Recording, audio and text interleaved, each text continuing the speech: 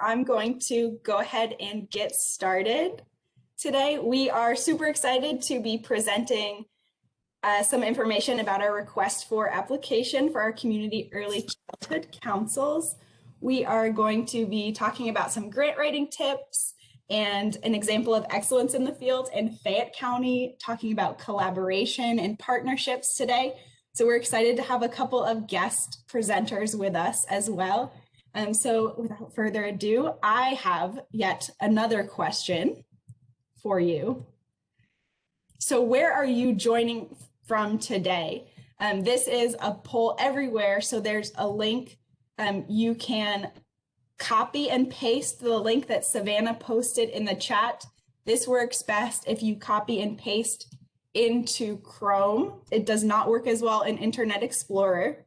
When you get to that link, it's going to ask you to accept cookies, and then you can type your name in. Your name will not be displayed. And then just type in where you're from. And we'll see if we can make a fun little word map this morning. And if you have any trouble, feel free to just share in the chat. But I want to see everybody's responses on the screen if we can. From all over the state. Thanks, everyone.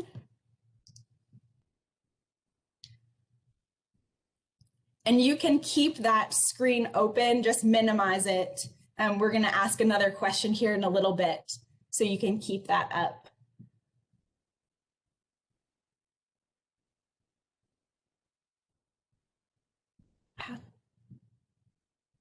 Thanks, everyone. I wish I could make this form into the shape of Kentucky. That would be just perfect. We almost got it for a second. All right, everyone. So let's get started this morning with talking about our objectives for this meeting. So our primary objectives today are to talk about grant writing. We're going to learn about the areas of focus for our upcoming request for application for the community early childhood councils. As I mentioned, we're going to share an example of excellence in the field and discuss methods of building our partnerships and collaborating with our partners. And then we are also going to share practical tools for the grant writing process. So we hope that when you leave here today, you will have a few tools under your belt and you'll have connected with a few of your partners and colleagues to move forward on your grant writing for the upcoming year. So before we get started, I want to introduce our Executive Director, Amy Neal, who has joined us on this webinar to welcome you all and to introduce the Governor's Office of Early Childhood. Thanks, Nicole. Good morning, everybody. It's so much fun to see all of our partners chime in from all over the state. Just want to quickly remind folks the role of the Governor's Office of Early Childhood is to unite partnerships to positively impact policy and practice. And, you know, we know how important it is for children to start school strong so that they can reach their full potential. But we know that the lack of a birth to 5 system is that really big obstacle that we're pushing through to advance large scale social change. And the role of councils, your role in our strategic plan is vital to our success. And so we thank you so much for your ongoing partnership. So we're excited. We have done so much work on the RFA this year. Nicole has just jumped right in, and we're just so proud of the work that she's done. And so we hope you're so pleased with what you're getting ready to hear. So Nicole, back to you. Thank you, Amy. So before we dive into the RFA and the rest of our presentation, I just want to make sure that everybody is familiar with the Community Early Childhood Councils. So as you most likely know, we have 34 collaborative councils across the state. And these councils really work towards building innovative and collaborative partnerships. And they work towards that goal of kindergarten readiness. And this is such a huge goal. So before we go any further, I just really want to take a minute and say thank you to our councils, not only over the past year of changes to not being able to meet in person, you have made such an impact using new virtual strategies, and it's really impressive. But also, it's been 20 years of great work and collaboration and really working towards making sure every child in the Commonwealth is ready for kindergarten. So thank you for your work, and I just want to make sure that you know that it does not go unnoticed. So the councils and the leaders on the councils are really our boots on the ground leaders across the state. They're making sure that they're high quality experiences for all children prior to kindergarten. There's so much experience across the state. Their councils have been around for about 20 years, and that is just a wealth of knowledge. And we hope that you all can join together, especially on these webinars. Follow up after the webinar if you have additional information that you want to share with our partners. We'd love to hear from you and help share your information. And then, of course, our community early childhood councils help to unify the early childhood system by providing high quality supports, and they strengthen our communities by unifying cross-sector partnerships. So this year, the request for application will be, again, funding for one fiscal year, just as it always has been. The councils will continue to work in collaborative groups made up of multiple counties in most cases.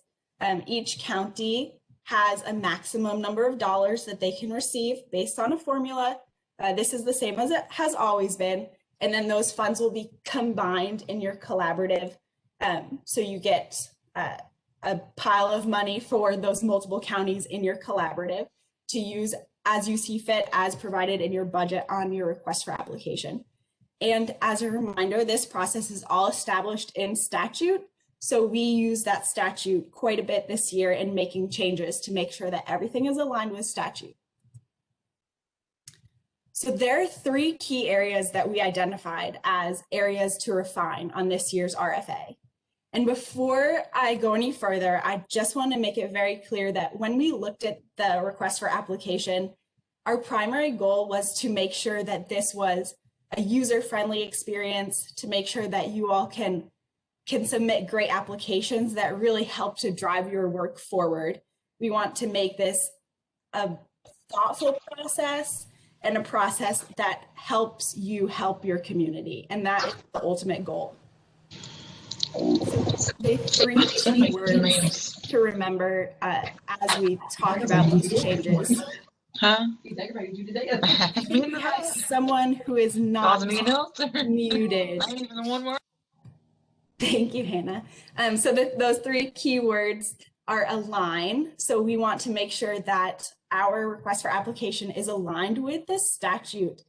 So every section that I reviewed, I went back to the statute to make sure that these goals line up with the ultimate goal of kindergarten readiness that's identified in statute. Equity was the next component, and this was huge. We heard from so many of our council leaders about equity, making sure that everyone has the same opportunity to submit an excellent application was so important to me. Whether you have never written a grant before and you've never been involved in this process, or maybe you have a professional experienced grant writer on staff, we want to make sure that you have the same experience and have the same opportunity to receive the maximum amount of funding. So there are really some laid out step-by-step processes to help you think through how you write your application. And the final section is impact. You make such a big impact on your community, and we want that to shine through in your application. So something that we're providing this year is a worksheet to help make sure that each activity and strategy is aligned with a SMART goal. And we're trying to walk you through that to make sure, again, that everyone has the same opportunity to align their goals, their activities with the outcomes listed in the statute, so that we have a really big impact in our state. So we have another question here before we jump to our next presenter. So if you all can go back to that Poll Everywhere link, we want to know how you have been involved in the writing of your grant in the past. So do you do all of the writing? Do you help a bit? Are you so nervous because this is your first time writing the grant or being involved in this process? Are you so excited because you have the opportunity to put your ideas on paper, or are you not involved and maybe you're involved in a different aspect of your council? So I'll give this just a minute to see those responses.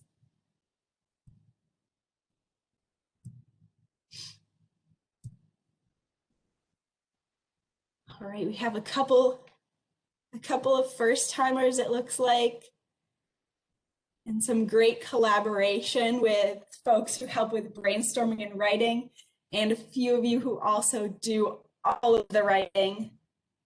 That is awesome. Is there anyone who is so excited to be writing the grant for the very first time? Looks like we didn't have any takers on that question. That is okay. We are here to help make sure that those yikes turn into yays by the end of this presentation today. Thank you all. So without further ado, I would like to introduce Eamon Fitzgerald of the Fayette Community Early Childhood Council. So he's based in Fayette County. Their council has been doing some excellent work in all aspects, but we wanted to really highlight the work on their partnerships. So go ahead and take it away. Thanks. Morning, everyone. Like Ms. Nicole said, my name's Eamon Fitzgerald. I am the Early Family and Community Early Childhood Liaison for Fayette County Public Schools here. You can call me Fitz or you can call me Eamon. Either or is perfectly fine. And I've been a part of early childhood councils for a long time, but this is kind of my second year as the council chair. So I literally took over during a grant reporting season, which is where I learned an incredible amount and bit my fingernails as well. So I'm really excited to hear what Miss Sarah has to say about the grant writing tips and strategies. So I was asked to talk about kind of local partnerships in regards to early childhood councils. Many of you all, many of this information hopefully will be is old news. These are things that you guys already know, have already been doing, and in that regards, it'll be just a nice kind of solidification of what you guys have been doing really well in the communities. Some of this information, if it is new, wonderful. I urge you to take this information and steal it and then make it your own. Because, we talk a lot, there's not a lot of brand new ideas in early childhood. They're just kind of, updated and repurposed. So none of these are new. Some of it we'll talk about in terms of why it works now for us here in Fayette County. So we'll get right into it. Right here, you can see our early childhood council kind of at the top there. Within our council, we have a handful of wonderful early childhood providers.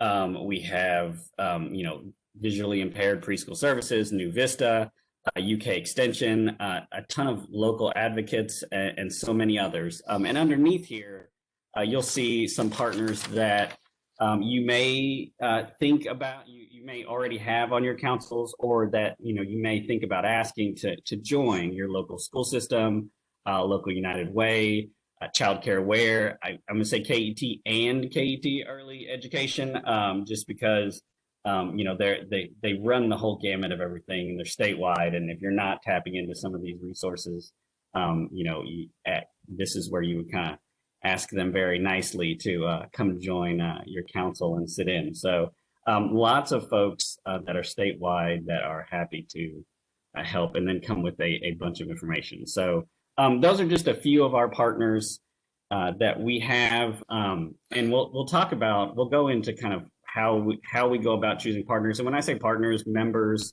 and kind of how the idea of partnerships and memberships, and how we kind of go about it so it works well for everyone and can maximize everybody's skills, leverage partnerships, and kind of in a nutshell, kind of everybody, we get the most bang for our buck. So I'm gonna go next slide. So the biggest thing is intentionality. for us. Here you can see some of the data. I wasn't trained to dissect data. A lot of us haven't been. We just kind of fall into those roles in terms of councils. But throughout all my early childhood experience, being able to show the connection between data to practice has, well, it has immeasurable benefits that are measurable. I know that sounds weird to say that, but there's a huge, importance to be able to show, some of that data and being able to explain that data to not only folks in the classroom, but also to stakeholders, funders, those kind of things. So having been a preschool teacher for many years, I can speak to the correlation between classroom experience and data collection as well, and how data collection can very many times drive decision-making, such as funding, stakeholders, et cetera. I also know that it's sometimes hard to capture data, in different perspectives, like potential for growth and those kind of things. But data is important, so we're very kind of intentional on what we do because of the data. For example, you can see some of the data here.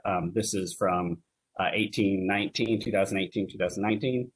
Here in Fayette County, 13% of kids birth to 5 live in deep poverty. And so that is less than 15% of the federal poverty level.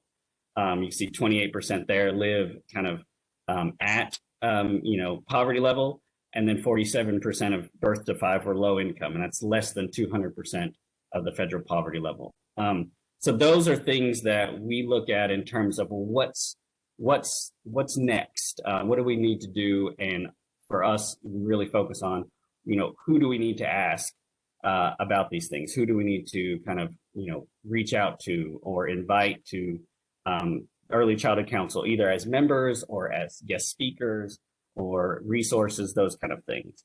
Another thing is, Kentucky kind of continually ranks at the top, if not the top, for grandparents raising grandchildren. So when you look at data like this helps drive, who you're also inviting to your council members. Do you have a grandparent on there?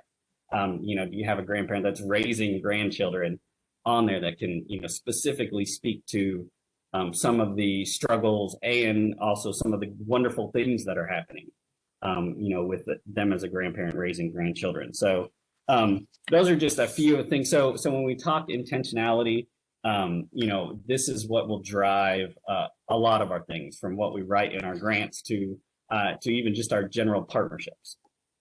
You go next slide, please. So in terms of our partnerships, we kind of look at it from a kind of a tiered perspective, and we're very strategic about that. Now, when I say that, we don't get me wrong, in terms of early childhood, we will take all of the help that we can get. Anybody that wants to come to the table can come to the table. My father used to say, if there's not room at the table, you need to build a bigger table. So in early childhood, the more people we can have to address the needs of early childhood, the better. But one of the things that we look at is we work under the premise that we either, as a early childhood council, that we either everybody gets credit or nobody gets credit. One of our members even said, there are no specific heroes here. All of the work that we do is as an agency and as a community collaborative, and it all is there to benefit young children and their families. So that's how we look at success. That's how we look at who, credit. Either everybody gets credit or nobody gets credit. What this does, looking at it from a strategic kind of partnership and tiers, the reason we do that is it helps to streamline the process. All right, so we look at leveraging. This is where you look at kind of leveraging partnerships, and what I mean by leveraging partnerships is that who can be there, who do we know that can do these kind of things. For example, I have a guy that married into our family who makes really good coffee. So at our family reunions, his job every day was to make coffee in the morning. We didn't ask him to do other things. We find out what people's strengths are and agency strengths are, and we use those.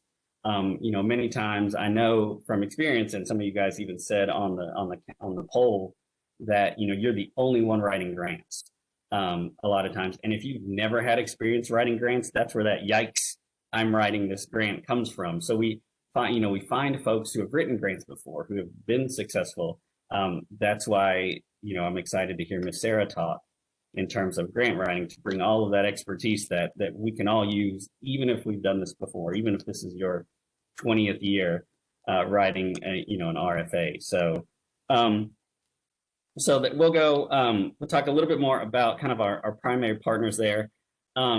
So primary partners are those folks and individuals who fully support the mission of the council, or the work that you guys are doing. They are all in, fully invested, and a lot of times their mission and their job or what they choose to do will align with what you guys are already doing.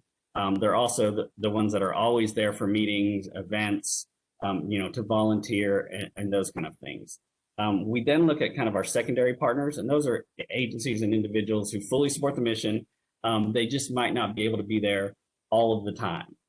And that is perfectly fine. And it's perfectly fine to be in any of these tiers. And we like our partners to know that they can be kind of as fluid as possible. Sometimes they can be there all of the time. Sometimes they can't be there. With the onset of COVID, we have the health department as a member. We have a lot of folks in the healthcare industry, a lot of pediatricians, and then with the onset of COVID, they were busy, right? They were completely busy to do anything, outside of their specific kind of hospital duties. So we understand that. With our tertiary partners, those are folks that support the mission. A lot of times they're kind of the indirect service or support, and then they kind of float in and out when they can. So sometimes these are funders, and sometimes these are folks that they're all in, they just don't have the time, or, missions don't align, jobs don't align where they can kind of be there.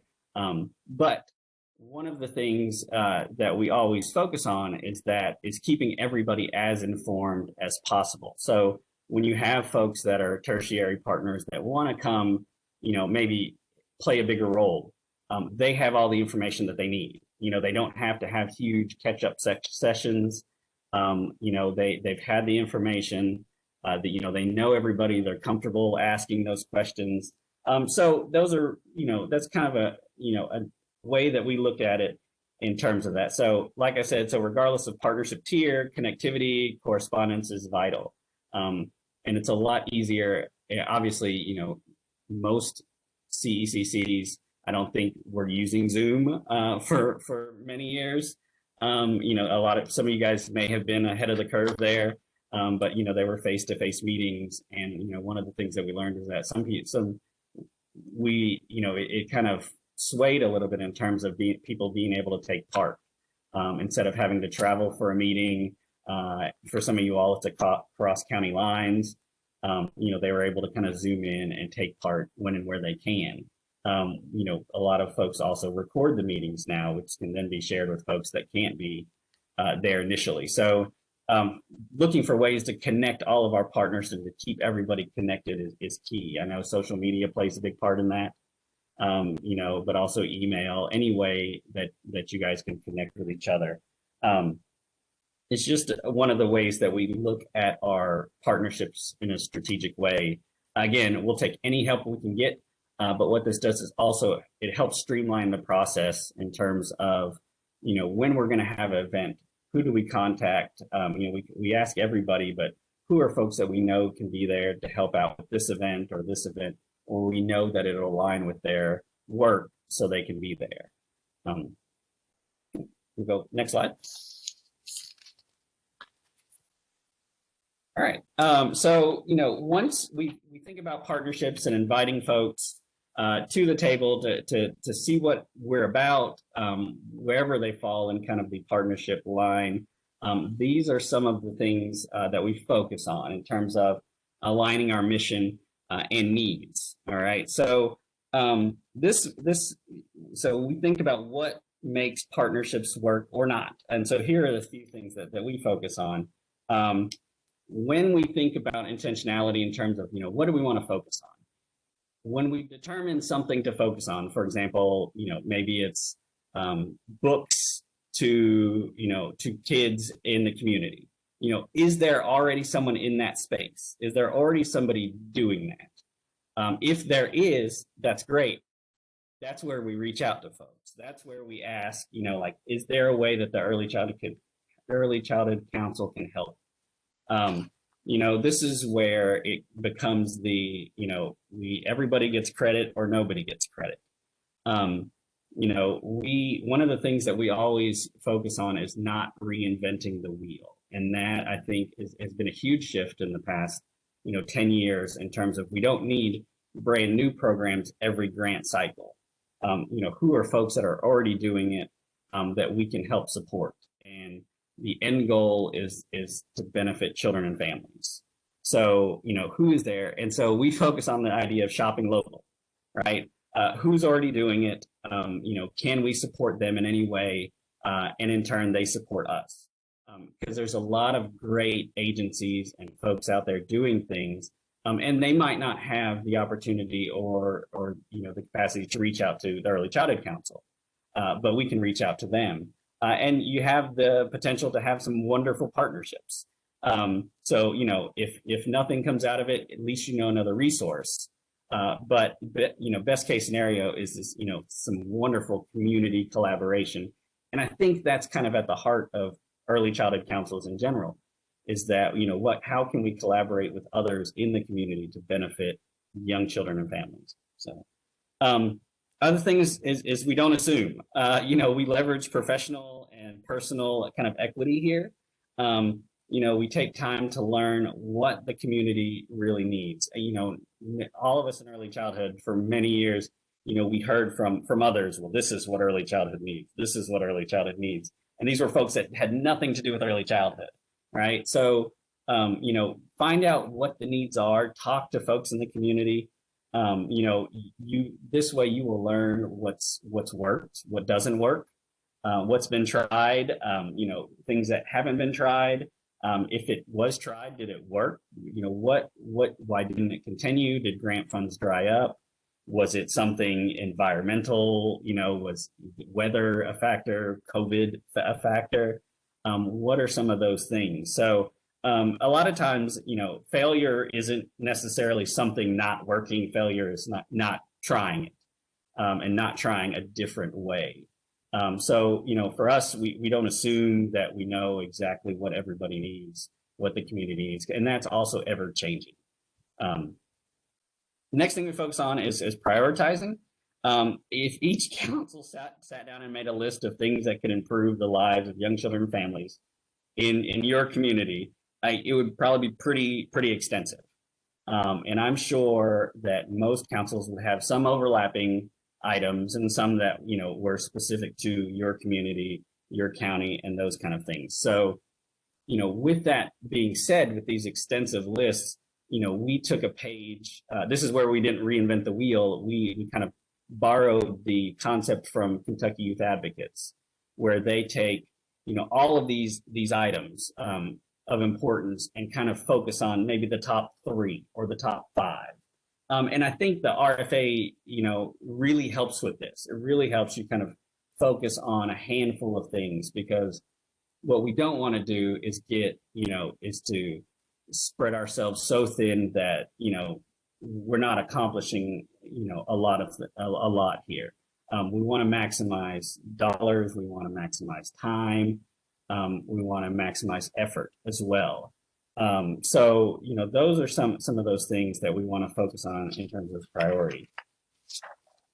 Other thing is, think collective impact, right? In collective impact, in a nutshell, it means working together, right? And so early childhood, this is at our core, working together and sharing and, resources and information to solve a problem, right? This is what we teach our young kids, problem solve.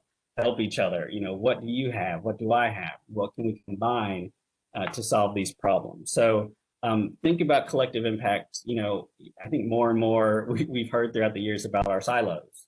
That whether it's in your county, whether it's specific counties, whatever, we always talk about silos, and this is where we need to think about collective impact, working together, sharing information, sharing resources, not reinventing the wheel. Collaboration, and we also think about co-branding, and shout outs and how we share this information, with others. I think social media, is a great way to do that. It's a great way to say, like, hey, we had a wonderful early childhood council event thanks to these agencies that were our sponsors. Those are things that we can track physically, through data and metrics and all those kind of things. Other things to think about is one of the ways that we focus is our different funds, but similar goals. So for many, many years, we had several agencies that would write grants for the same pot of money. And lots of agencies would be doing very similar work, but would have to, would be similar projects with a smaller pot of money. And then so thinking about it differently, which hopefully some of you guys are doing, and I'm sure so many of you guys are doing this well, is, think about kind of sharing that responsibility. What if we could take several pots of money with one similar goal? And so this is, pull some money from here. For example, if you have a conference, early childhood conference, some grants don't allow for the purchase of food. And that food's just an easy one because most people love food at a conference. So, but you have a grant, over here from a bank, for example, that does allow for that. Well, so if we all focus, if we pull in all of our dollars, all of our money, monies together there, you can have little bits and pieces to kind of support the overall goal of, supporting early childhood by having this wonderful conference. Now, it does take somebody to juggle all those plates and all those grants at one time, but that's where, we find people with those strengths who has done these grants before. So we think about things a little differently in different funds with similar goals. Are there other grants out there where there might be some money to help fund this program that we do? That way, we're maximizing dollars. And we're maximizing our effort and impact there. And kind of the last thing we always try and think about is how to increase funding and then streamline reporting. So that is, that is kind of selfishly, when it comes to grant report season, those of you guys that have written grants before, there's a lot of time and effort and spent on reporting. So, if you have several grants with similar goals, a lot of that data that you collect and a lot of those stories, a lot of the metrics you can use, kind of repurpose and reuse. And I don't mean change the data, but you can share that data with agencies. And that's something that I think has been shifting over the past several years, is in terms of sharing data and those kind of things. I think agencies realize the importance of shared data. And so each agency isn't asking the same questions. All right. We have different agencies asking questions, and then we all come together and share that information, to benefit everybody. So, I think that's something that we always try and focus on. Where does money come from? How can we maximize dollars? How can we combine it to have similar goals? And the easy, if you can do that, it's easy to celebrate those partnerships. When you have an event or you print off a flyer, it's sponsored by Early Childhood Council, the public library, Fayette County Public Schools, whoever. Those are really easy things to do on the back end in terms of celebrating these kind of collaborative partnerships. So, okay, we can go next slide.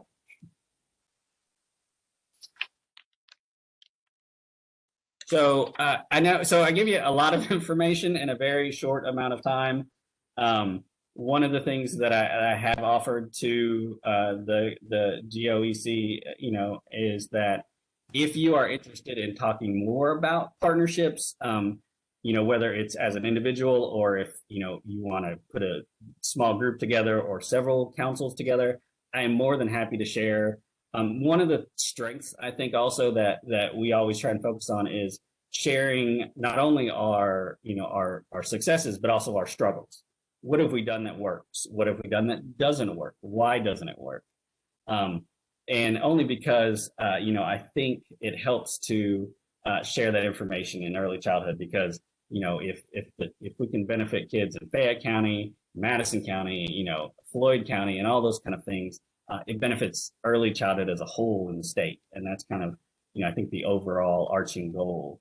By breaking it down there, so I am more than happy for you guys to email and chat more about any of these, identifying partners, the different funds with the similar goals. That's something that it was not my idea. I had very, very talented kind of predecessors that did those kind of things.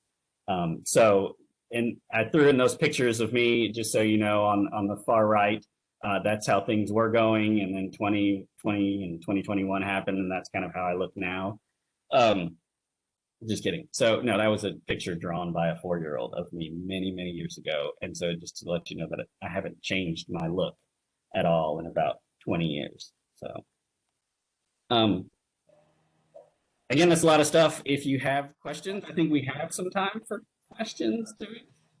Okay. We do. Yeah. If anyone has any questions for Eamon, you're welcome to unmute yourself, or you can put those in the chat.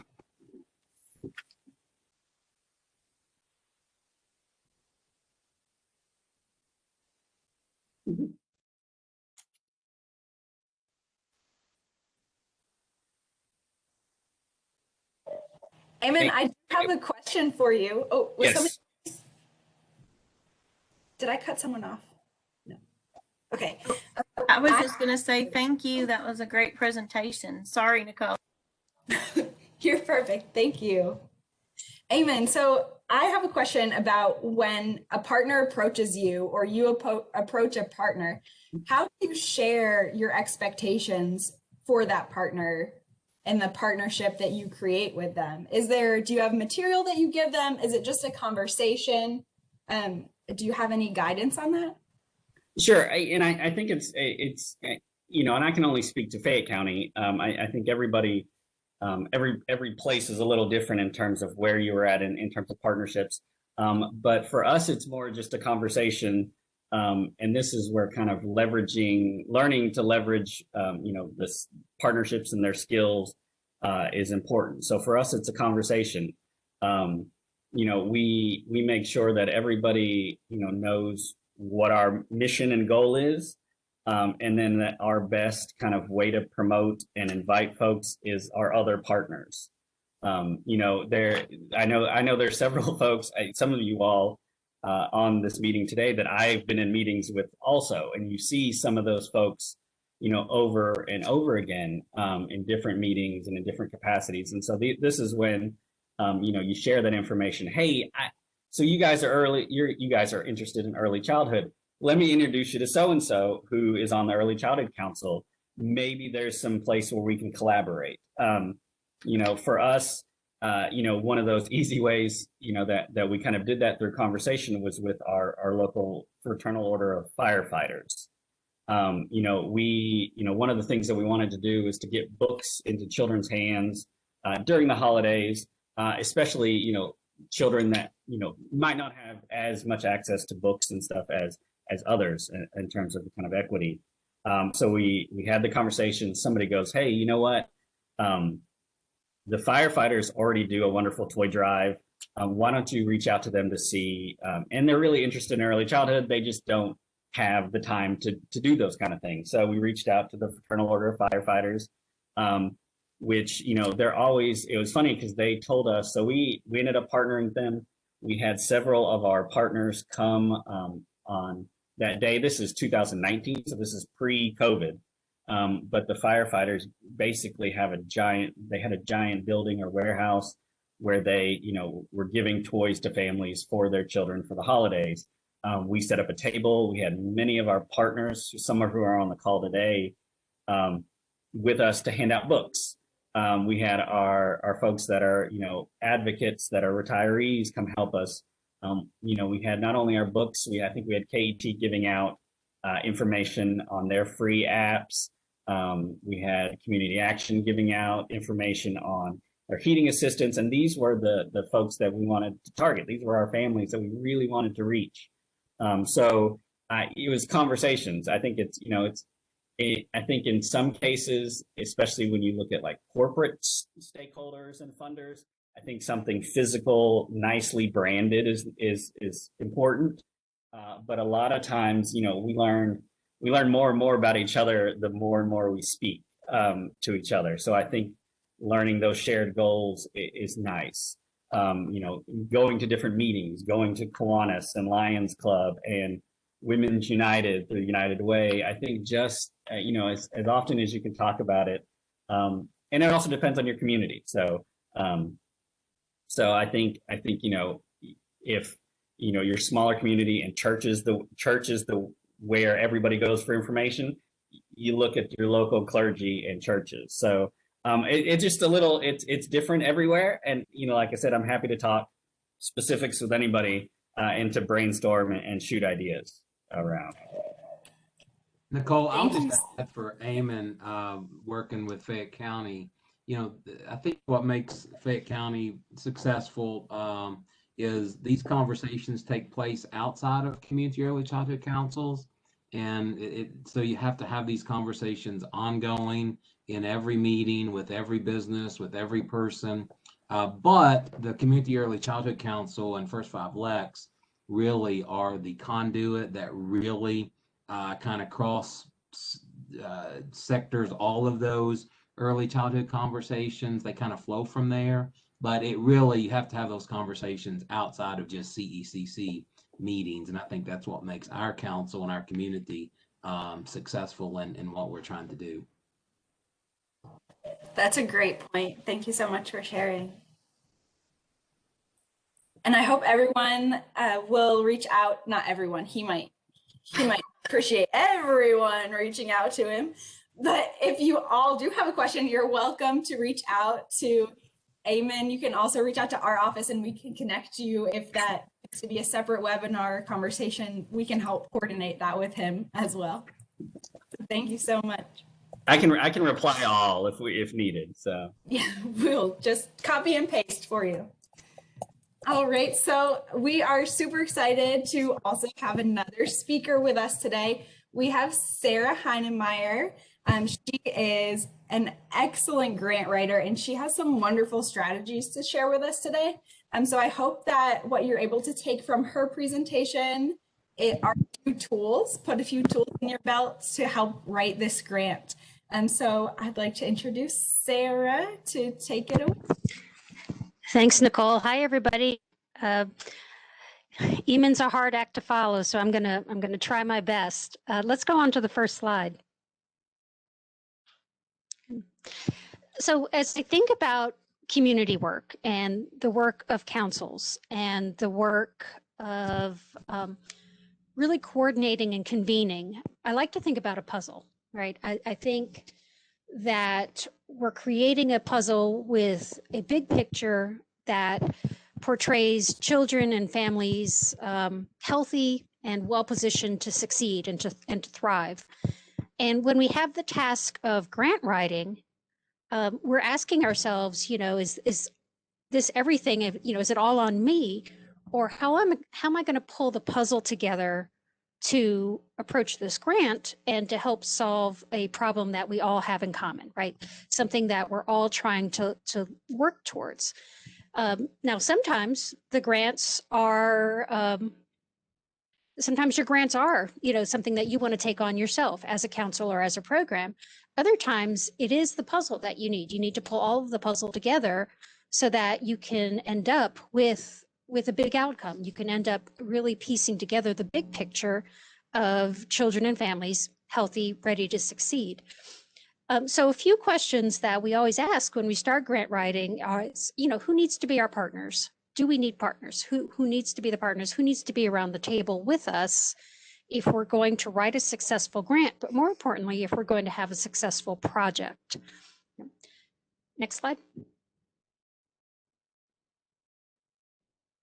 So this is all part of, starting where you are. And I would just underscore Eamon's point about intentionality, right? The idea of focus and really taking a moment to kind of take a temperature check, saying, where am I? What can I do right now? What can my community do right now? And where do we want to end up? Let's start with the end in mind. What does it mean to be successful? That idea of intentionality. So sometimes a grant will come along and it's a nice program or an activity, but it's not big in scope. And you might say, well, this is actually something within my wheelhouse, and I'm going to write for it either with my program or my agency. But this is something that is really squarely overlapping with me and what I do. Then there might be projects or grants where, as Eamon was noting, you go in and you bring funds together across partners, and you have a blended funding model to achieve an objective. And you say, well, what are different funders willing to fund? How do we blend together funding from different resources to achieve a specific goal? And then finally, you get to this idea of collective impact. And this is where you're braiding your work together with multiple agencies and multiple programs in the community because you have shared outcomes and you're willing to share accountability with each other for those outcomes. So that's definitely, it's time consuming. It's a lot of accountability. It's a lot of commitment, but the rewards are worth it. Now, not everyone is in a collective impact space all the time. So I think part of grant writing is figuring out what the grant's about, what the scope of the grant is, and whether it's something you need full collective impact to do, whether it's something that would be great for blended funding because you can bring funders together to really achieve the objectives nicely, or if it's something that is really nice overlap with what your agency does and is a good project just for your agency.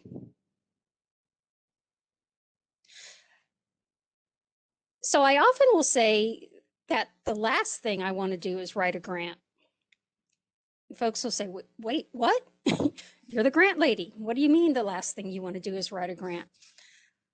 What I mean by that is that there's a lot of communication, a lot of brainstorming, a lot of sketching, a lot of looking at data. Eamon talked about data, making sure that you're well-versed in the data. There's a lot of conversations and a lot of thought work that goes into grant writing. And what I've found to be the most effective process is to leave the grant writing until after we've had those conversations, right? One of the hardest things to do is start a grant. And one of the last things I want to do is write the grant. I want to have all those conversations first.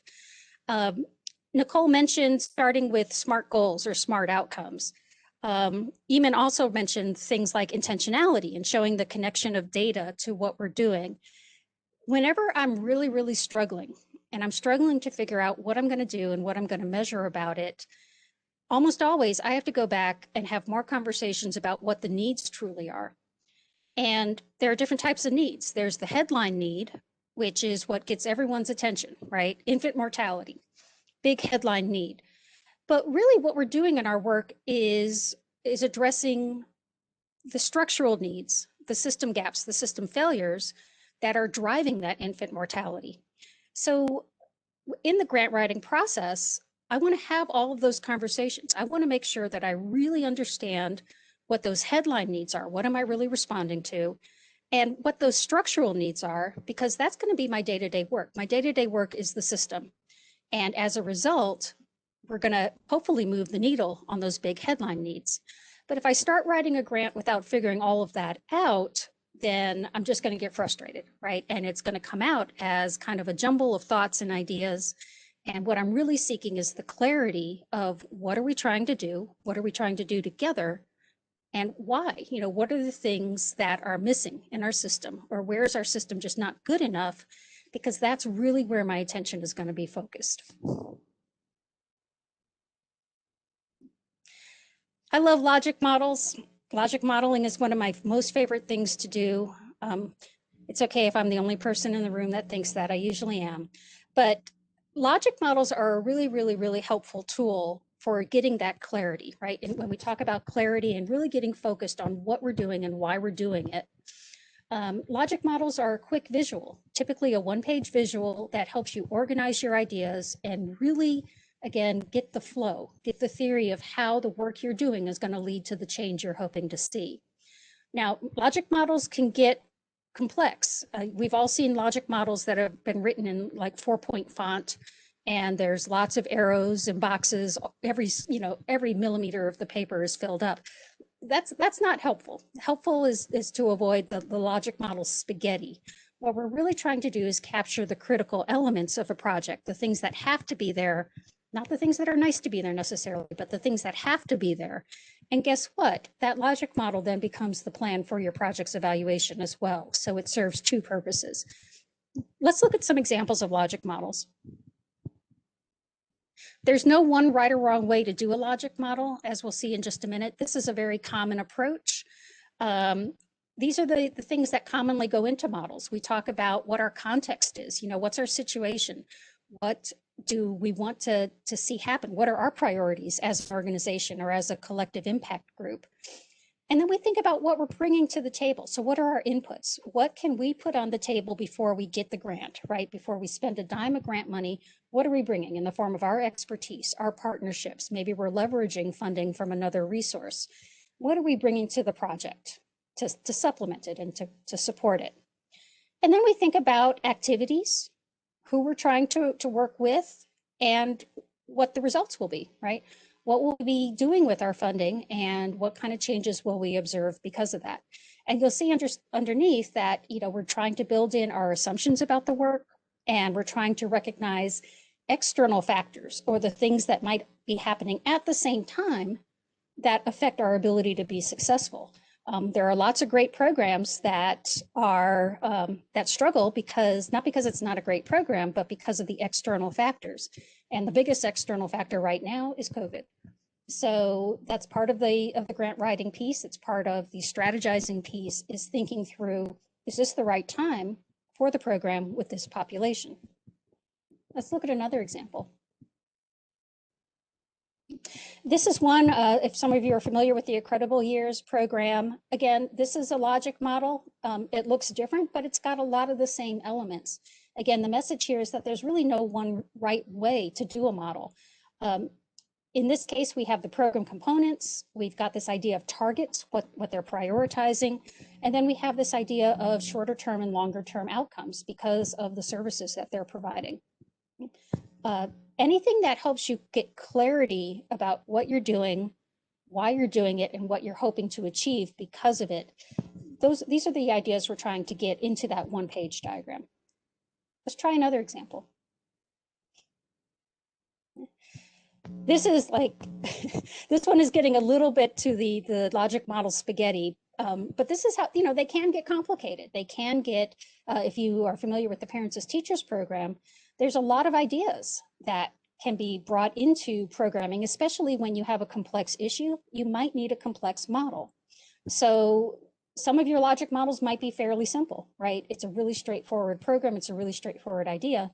But when you're tackling those big, complicated systems issues, you might have a big, complicated model that you're working with. And these might be hard for any one agency to do on its own.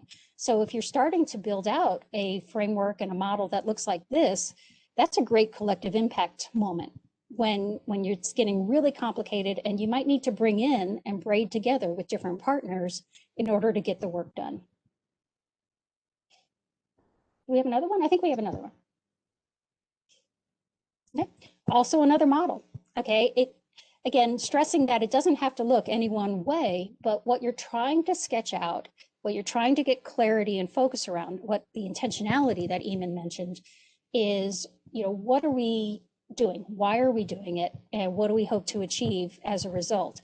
And what I've learned over my career so far is that if I'm really, really struggling with this, I always go back to the need and make sure that I'm really understanding what the needs are in my community and how the system either has gaps or failures. And that if I really kind of drill down on those ideas, then the writing starts to flow because I can start to respond to the things that need to be fixed, right? If I really understand where in the system we have weaknesses, that's really going to help me gain clarity about the work that needs to be done, and the measures then start to reveal themselves.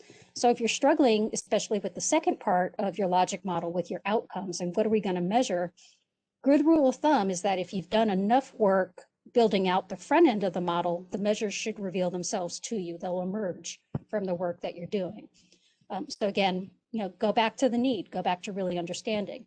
Now, this is also a good time to kind of take a gut check, because as you work through this process, you may come to realize that the grant opportunity is not a good match, right? You might look at a grant and say, oh, this is going to be great. We can use it to do X, Y, Z.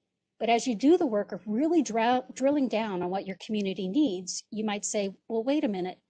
Maybe this isn't a great match. Maybe the funder or the grant is going to take us in another direction when we really want to be doing this really focused work right here. And we want to avoid that mission drift. We want to avoid being pulled in another direction when we really want to keep our focus on this one issue in our community. That's not always fun, because grants are great and we really do need to pull resources into communities, but it also can be a really helpful moment when you talk with your partners about, is this really the right opportunity for us right now? Is it really going to help us address the highest priority of things that we need in our communities? And just to underscore that there's no one right way, I Googled logic model. I got 469 million results in less than a minute. So if you Google logic model, you'll come up with lots and lots and lots of examples of different diagrams and different ways to pull ideas together.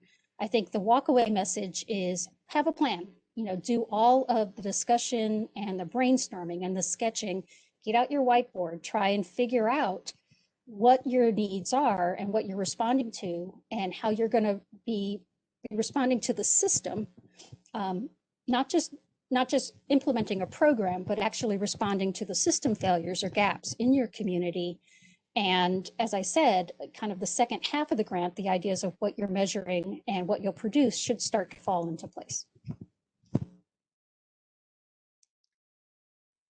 Give the people what they want. I think this is the number one tip is give the grantor the information they're asking for.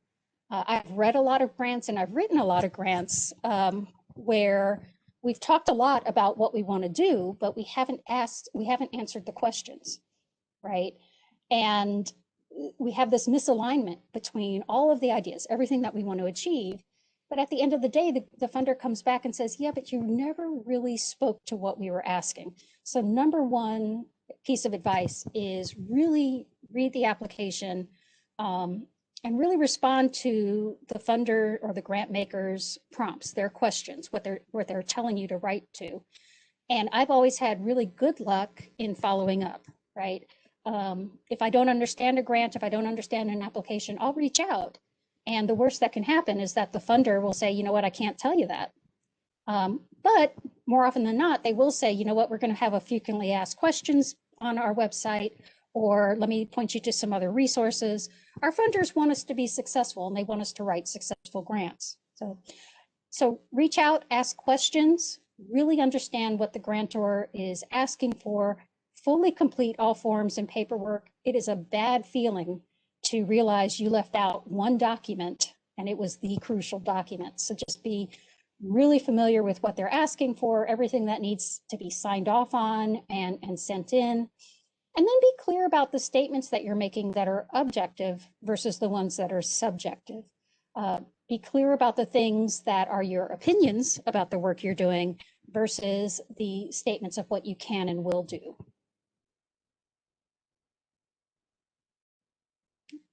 I'll stop here for questions.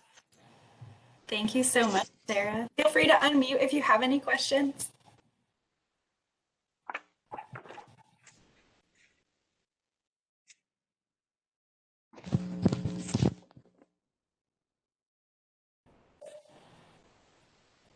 Sarah, do you have a favorite logic model? Do I have a what? A favorite logic model. Oh, there's so many. my favorite logic, I don't have one specific favorite logic models, but every now and again, a logic model comes along and it just clicks. Everything falls into place. And it's just, you have this, this feeling that everything's just falling into place, right? Because what the funder is asking for, the model that you're sketching out, your theory of change, everything is just clicking. All of the partners are kind of like, this is it. You're all having that aha moment at the same time as you're building the model.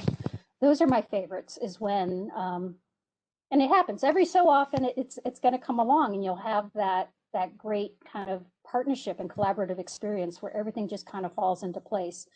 And then you'll have the experiences where, it's harder work. And, I think the idea there is, if it is getting hard, if it's hard to really talk through ideas, if it's hard to gain consensus, that's a good pause point. And you say, is this the right grant at the right time? If we can't get folks clicking together on what we really need to do and what we really need to try and accomplish with the project. But my favorites are when communities just get together and everything just starts to click and everyone agrees that, they have that light bulb or aha moment where this is what we need to do right now. This is our work. Thank you so much, Sarah. And something that you said at the very end about reaching out to us, in this case, at the Governor's Office of Early Childhood, we'll be more than happy to help answer any questions. We're planning to have a frequently asked questions section on our website so that all of the questions anonymously will have, all the questions will be anonymous and we will have answers so that you can go through those questions. You can really walk through step by step what we're asking for in the application. But if anything is ever unclear to you, please don't hesitate to reach out to us, because we want you to be very successful and make a really big impact using this grant and this application. I think the hardest thing to do in grant writing is just to start writing. So putting words to paper and giving yourself permission to come back and throw them out, but just starting to get the writing done. It doesn't have to be perfect. It doesn't even have to be good. It just has to get going. Absolutely. Thank you, Sarah. Thank you to Sarah and Eamon for presenting today for us. I feel like I learned a lot listening to them. Every time I talk to them, I just learned so much. So if you do have any questions for either of them, you can reach out to our office or to them, and we'll help get you the information that you need. And I know we had a question about this webinar being posted. So this webinar will be available on our website shortly after. If you want to go back and watch it, look at some of those tips on building partnerships or on logic models, you'll be able to do that. So I just wanted to share a brief next steps of the RFA. So we don't have the RFA available to share with you today. It does have to be approved by our Early Childhood Advisory Council. Their meeting is on March 18th. So we'll be presenting the final RFA to them. And once it's approved, we'll be able to share that with you all. And then from there, you'll be able to review it, think about which logic model you're going to use to help you write. And then you can reach out to us with questions. We're going to have those frequently asked questions. And I'm also planning to do a bit of a walkthrough on that. So if you want to print it out, come with questions, we can walk through it and then post that on our website so that you can go back and watch it. Or if you're not able to attend, you'll be able to watch that later. And then as normal, the late April due date for the application, with funds available on July 1st. But of course, there's the contract period and signatures. So sometimes it's a little bit later that the funds are actually received than July 1st, but they are available on July 1st. So I wanted to just open it up again for any questions or final thoughts today. Does anyone have anything that they would like to share or ask?